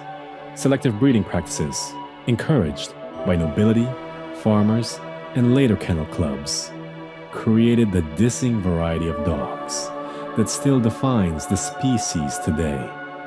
By the Victorian era, breed standards were formalized, leading to the creation of the first organized dog shows, like the famous Crufts in 1891. Quirky fact, the Pekingese of Imperial China was so sacred that only members of the royal family could own one. The tiny lion-like dogs were so pampered that when British forces looted the Summer Palace in 1860, they found several hiding under the Empress's throne. In Europe, they quickly became status symbols, trotting around the drawing rooms of aristocrats who adored their royal backstory. But the breed explosion wasn't just about pampering. It was utilitarian. Farmers in Scotland sculpted border collies into tireless herders. English rat catchers bred terriers to wriggle into tight holes. Hunters shaped retrievers to dive into water and bring back ducks without damaging the feathers. Nobles kept long-legged sighthounds like greyhounds to chase down hares across the countryside. And then came the bulldogs and bull terriers, once bred for the brutal spectacle of bull baiting and dog fighting. When those blood sports were outlawed in the 19th century, people reshaped these fierce dogs into gentler companions. Imagine the paradox. A creature once trained to clamp onto a bull's face, now dozing peacefully on a Victorian hearthrug. Scholarly debate. Did this explosion of breeds serve primarily human needs? Or was it driven more by social status and vanity? Some historians argue breeds like collies and setters were crucial for efficiency in agriculture and hunting. Others point out that many breeds were less about function than fashion. Aristocrats wanted exotic-looking dogs, proof of their wealth and refinement. The truth is, function and fashion often blurred together. A nobleman could brag that his hounds caught game better than anyone else's, while also enjoying the thrill of having a dog no peasant could afford. By the 18th century, Europe was obsessed. Manuals appeared describing ideal breed traits. Dog portraits were commissioned alongside family paintings. Travelers returned from distant lands with exotic dogs that fueled new breeding experiments. The 19th century sealed the deal with the rise of kennel clubs. These institutions set strict standards, declaring what counted as a true collie or terrier. Suddenly, a dog wasn't just a helper or a friend. It was a pedigree, a walking certificate of human control over nature. Of course, the breed explosion also had consequences. Some breeds were exaggerated for looks rather than health. The flat-faced pug and bulldog, the tiny-legged dachshund. Victorians adored them, even as the dogs themselves sometimes struggled with breathing, spines, or joints. A strange contradiction. We celebrated the variety we created, even as some dogs paid the price. Picture a 19th century dog show. A hall filled with every imaginable shape of canine. A giant mastiff next to a trembling toy spaniel. Judges measuring ear length and tail carriage with near religious seriousness. For the first time, dogs weren't just partners in survival or hunting. They were symbols of human innovation, pride, even identity. And yet, despite all the pomp and paperwork, the essence was unchanged. A border collie, eyes locked on its master's hand, was still the same as the wolfish herder of millennia ago. A Pekingese curled in someone's lap still gave the same warmth as the camp dogs of prehistory. The breed explosion was really just another chapter in the same story. Humans asking dogs to walk beside them. And dogs, somehow, always saying yes. The city smells different when a dog walks through it.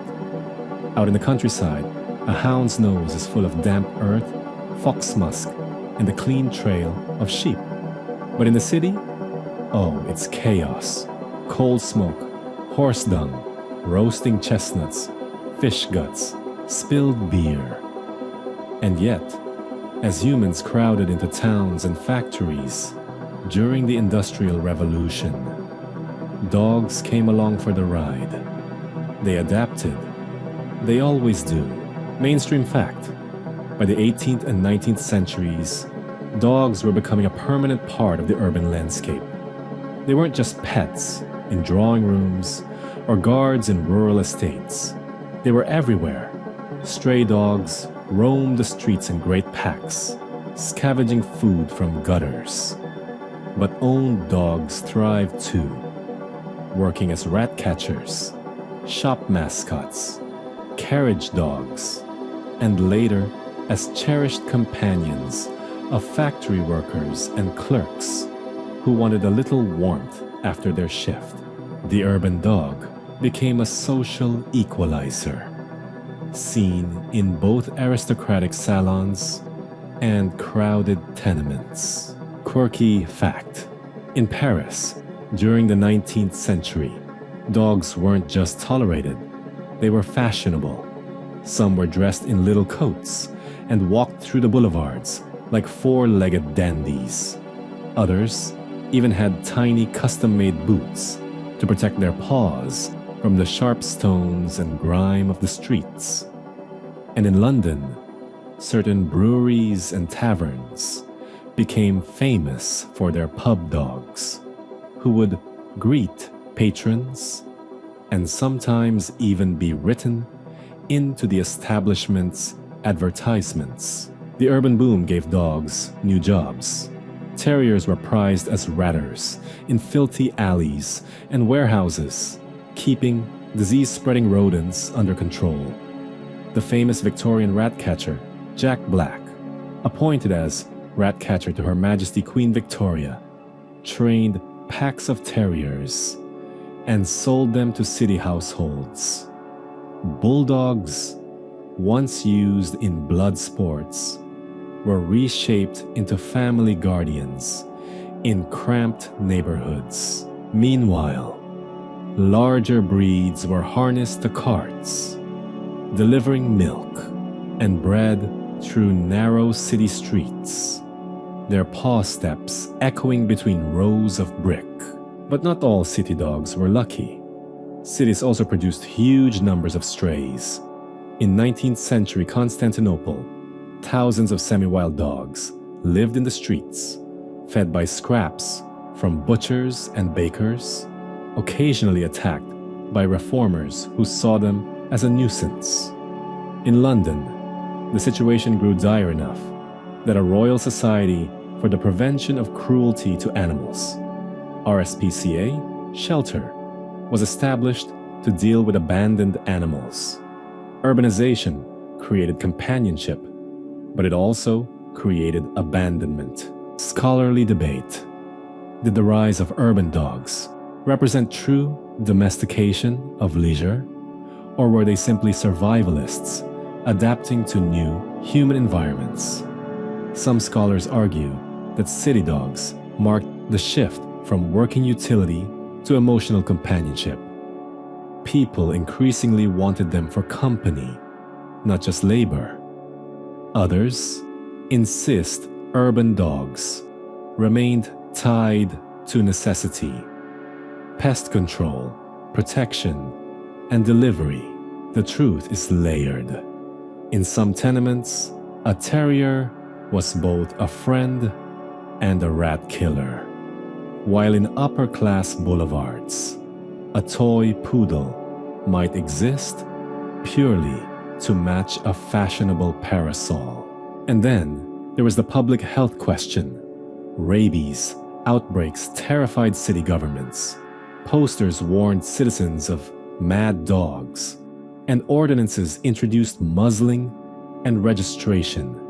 Dog catchers patrolled streets, scooping up strays into grim carts.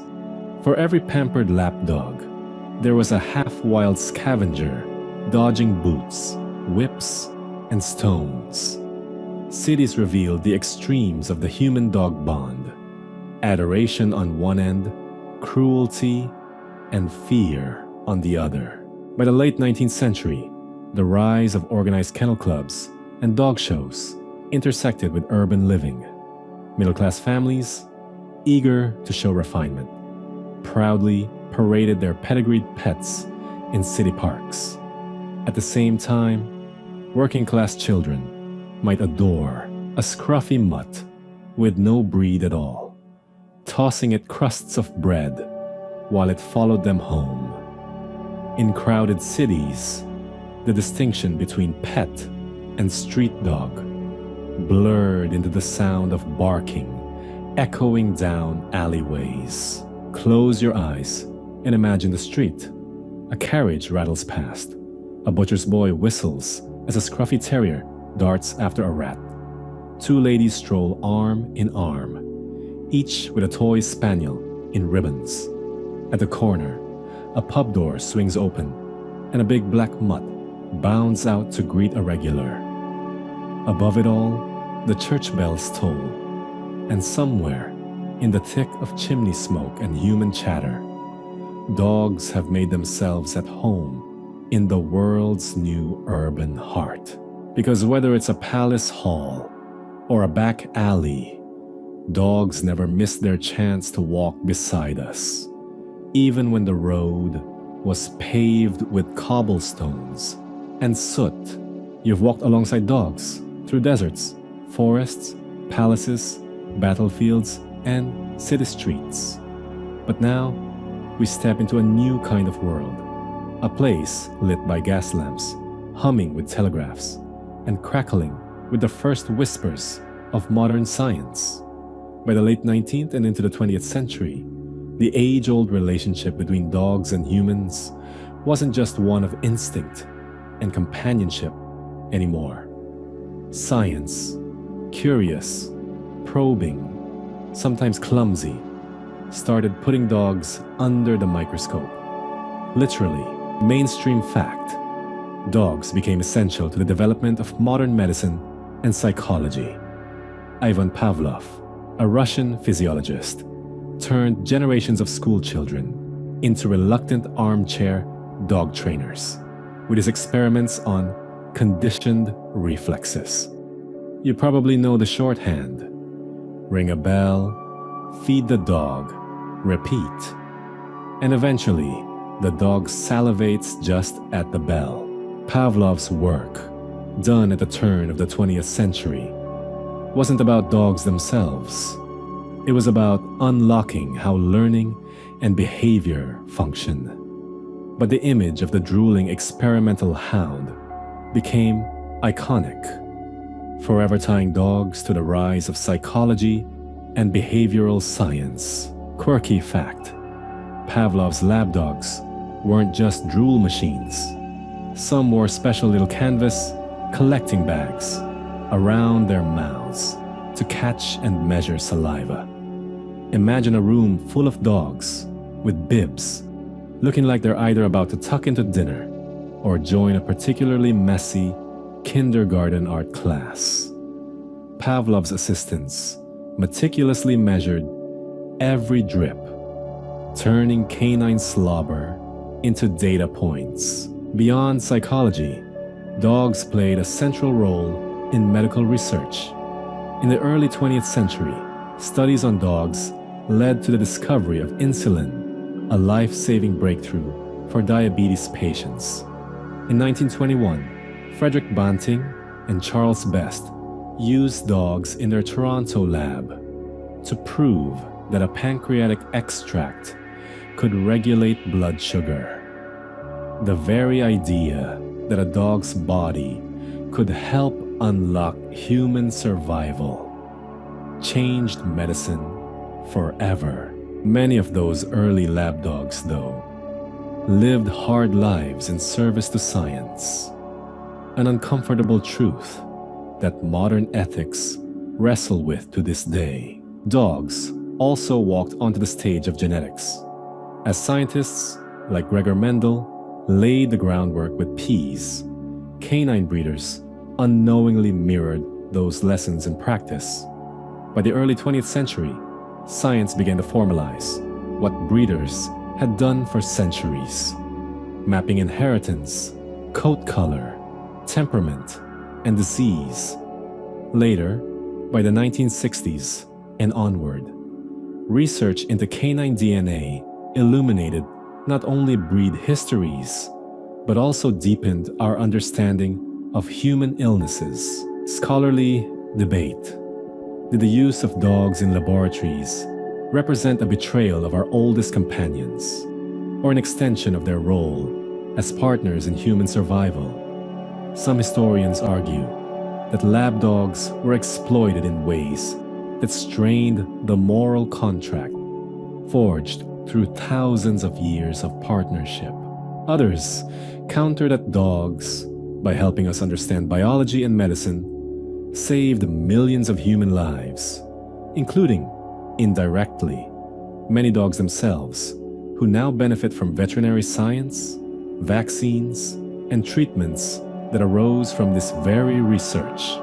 It's a thorny question, one that reveals both the love and the utilitarian streak in humanity's bond with canines. But not all science was cold and clinical.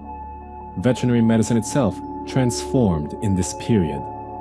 The rise of formal veterinary schools in the 19th and 20th centuries meant dogs now had doctors of their own, not just owners, hoping for the best with folk remedies.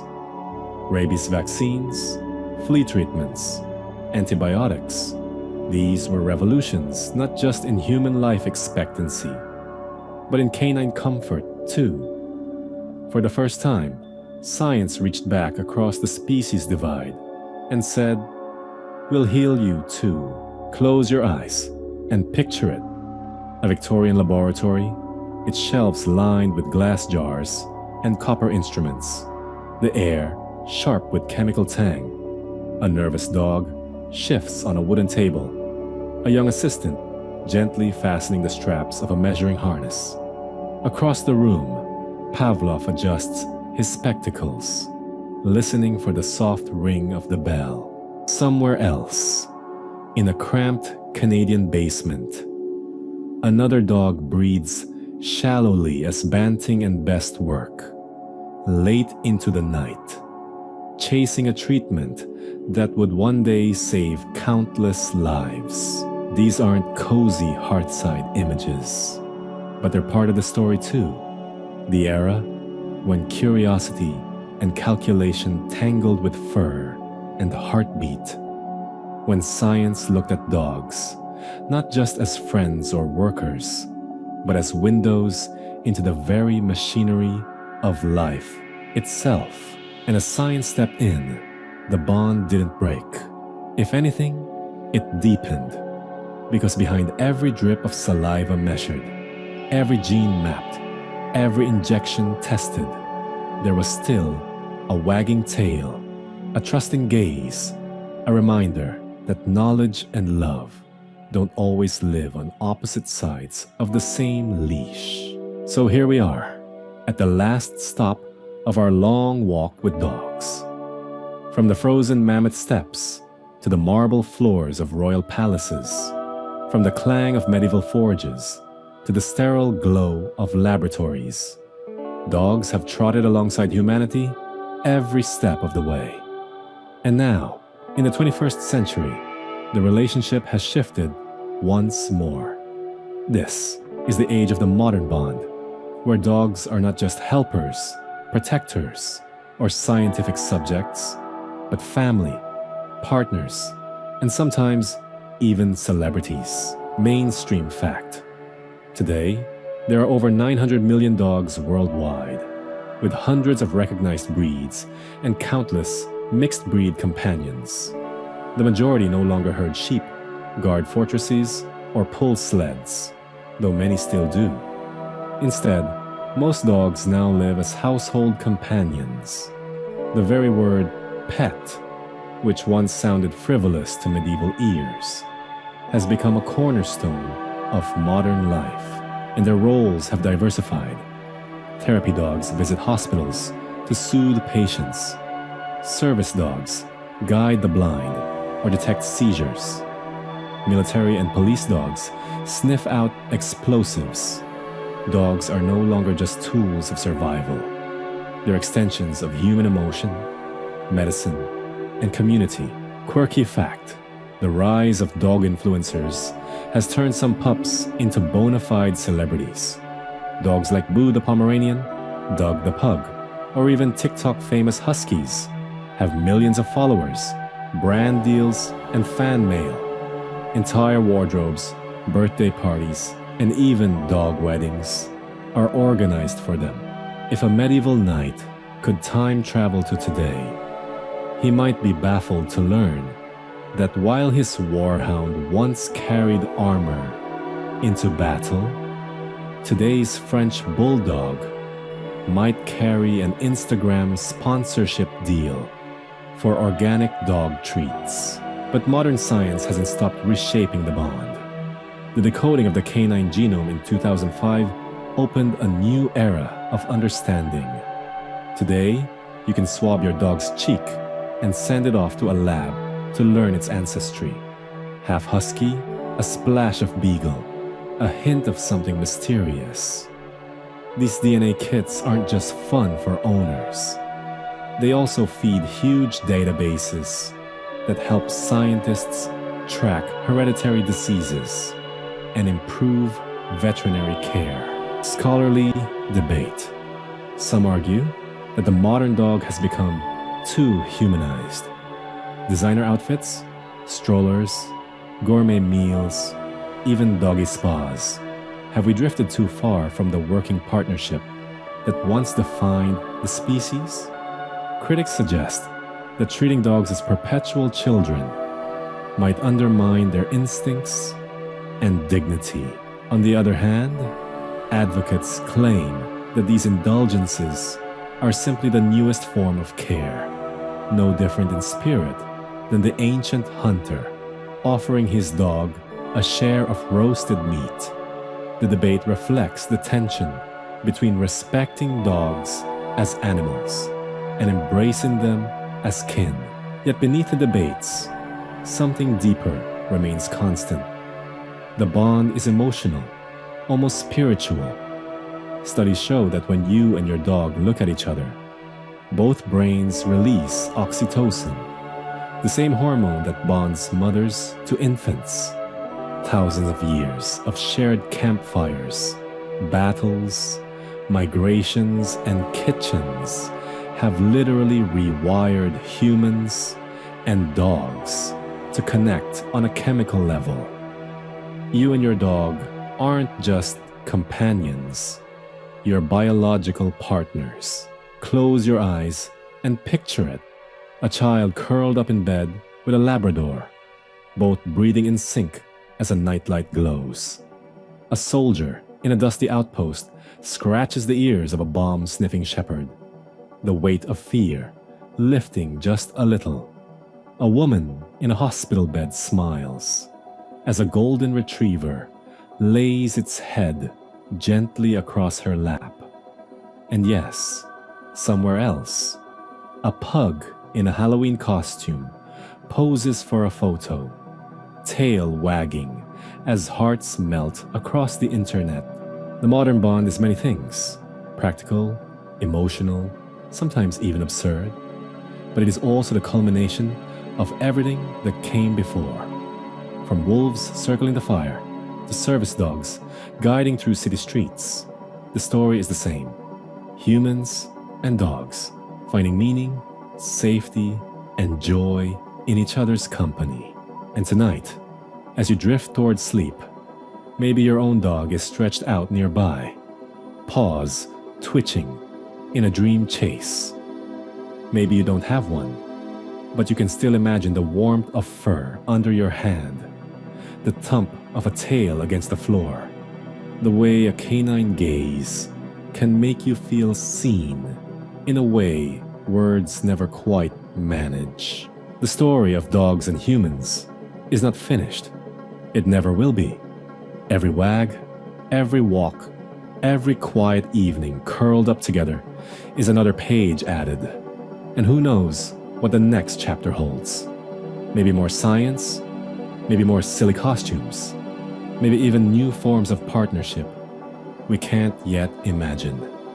But one thing's for sure: wherever humans go, dogs will go too. Always. So, good night, friend. You've journeyed through millennia of history, paw print by paw print. Now close your eyes. Let the steady rhythm of breath and heartbeat carry you off. And remember, you've never really walked this world alone. There's always been a dog trotting just at your side. And now, our long walk together has come to its quiet end. We've wandered across frozen plains, through ancient temples, royal courts, battlefields, and city streets. We've watched wolves become companions, companions become workers, and workers become family. And through it all, one sound keeps echoing: a soft pant, a steady heartbeat, a tail thumping against the earth. Dogs have been part of our story for tens of thousands of years. And tonight, as you prepare for rest, maybe you can feel that presence beside you too. The kind of presence that doesn't need words, that doesn't ask questions, that simply is. A loyal shape curled at your side, breathing calmly as the world drifts away. Take a slow, deep breath in through your nose and out through your mouth. Imagine the quiet warmth of fur beneath your hand, the comfort of trust built over ages. Each breath a step further into peace. Each exhale a little lighter, a little softer. Whatever tomorrow brings, noise, work, worries, you can carry this feeling with you. The reminder that you are not alone. That somewhere, always, there is a bond waiting for you. Sometimes in paw prints on the ground, sometimes in memory, sometimes in the very way your heart steadies. When you picture that look, those eyes, that gentle, endless love.